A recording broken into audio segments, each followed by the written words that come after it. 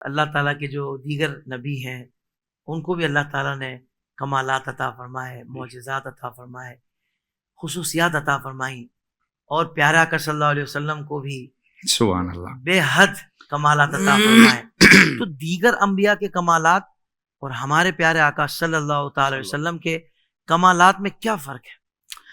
سیدی اعلیٰ حضرت صاحب رحمۃ اللہ تعالی علیہ آپ نے فرمایا ہے کہ اس انداز میں فرق بیان کرنا کہ پہلے نبیوں کی تحقیر لازم آئے، یہ ہمارے نزدیک جائز ہی نہیں ہے، جائز ہی نہیں ہے۔ تو پہلے تو اس بات کو ذہن نشین فرما لیجیے۔ بہت اچھے۔ اسی واسطے فرمایا کہ کوئی بھی بندہ جب خطاب کرے تو اس انداز میں نہ کرے کہ پہلوں کی تحقیر والے جملے بولے یا ثابت کرے کہ ان کی تحقیر ہو رہی ہے۔ اسی طرح جب کوئی نعت خوانی کرے، یہ سیدی اعلیٰ صاحب 22ویں 23ویں جلد پڑھیں، اس کے اندر یہ فتویٰ موجود ہے۔ صحیح۔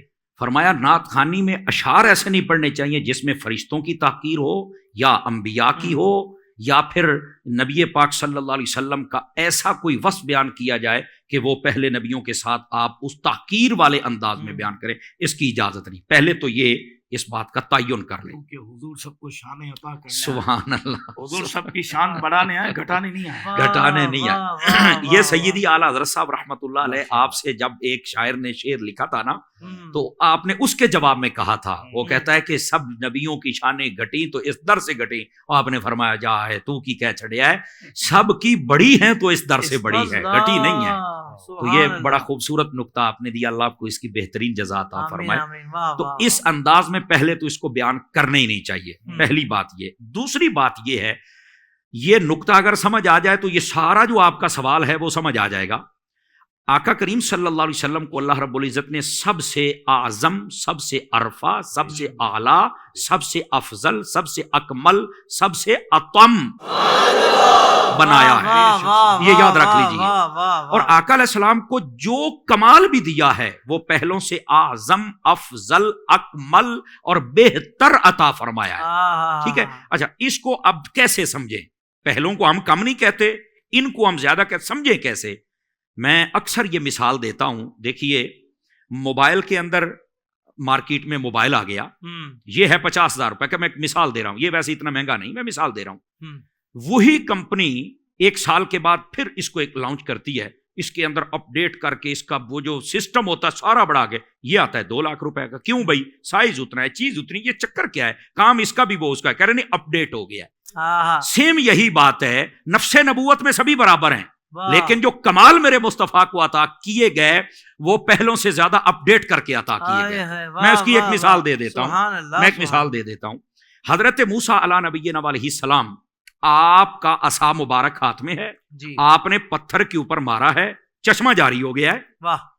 کمال ہے یار، پتھر ادھر گراؤنڈ میں پڑا ہے، پتھر چشمہ مارا جناب عصا اور پانی جاری ہو گیا۔ اور قوم کی ڈیمانڈ تھی ایک نہیں 12 چشمے جاری ہوں، چونکہ 12 قبیلے ساتھ تھے نا، تو وہ کہتے تھے کہ ہمارا جو پانی والا چشمہ ہے جنہوں آپ ٹوٹی گئی نے ٹوٹی بھی ساڑی بکری ہوئے، سانو ایتھوں ہی پانی پینا ہے، وہ لا کے کھا لین تو چنگی ہوندی نا جی۔ انہوں نے کہا پانی بھی الگ، تو فرمایا 12 جگہ سے ہم چشمے جاری کریں۔ یار یہ بڑے کمال کی بات ہے، کمال ہے یار، پتھر کو آپ نے عصا مبارک میں پانی نکالا۔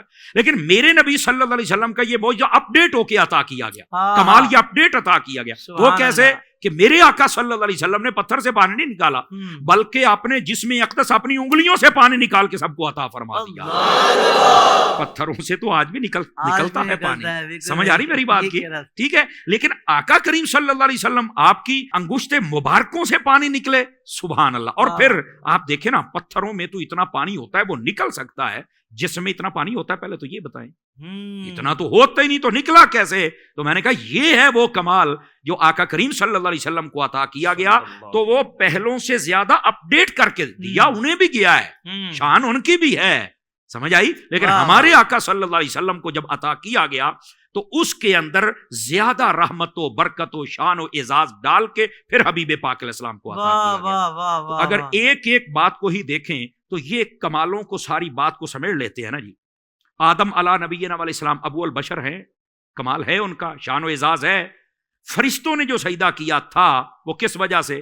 عمومی طور پہ جو بیان کیا جاتا ہے کہ وہ علم کا اظہار کیا تو پھر ہاں یہ انہوں نے اپنا کمال واضح کیا تھا. جو سجدہ کروایا گیا تھا وہ ماتھے میں نور محمدی کا کمال تھا کہ اس کو وہ سجدہ کروایا گیا.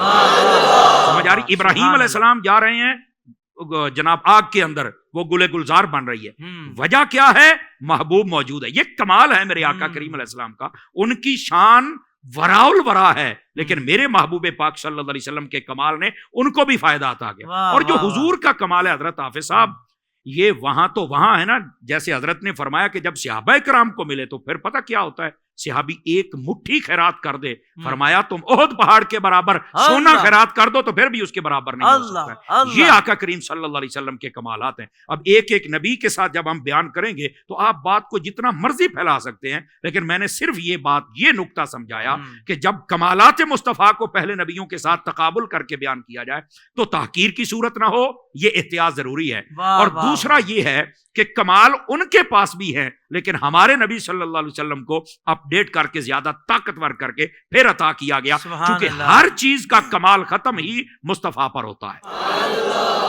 اس واسطے یہ جو آپ نے گفتگو آخر میں حضرت ارشاد فرمائی ہے، میں اگر اس کو شعر میں بیان کرنے کی کوشش سعادت حاصل کرنا چاہتا ہوں.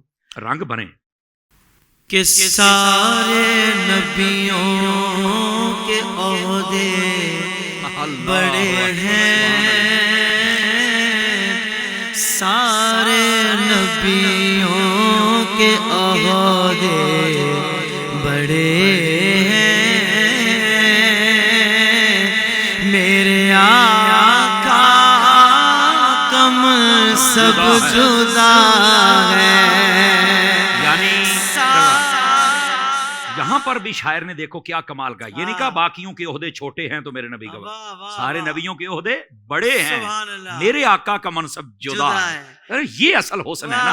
اس نے یہ نہیں کہا کہ باقیوں کے چھوٹے ہیں، یہی اصل مسئلہ ہے.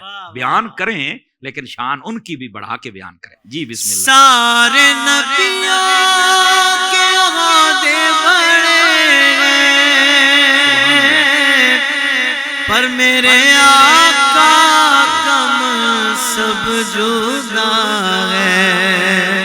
وہ امام صفِ انبیاء ہے، وہ امام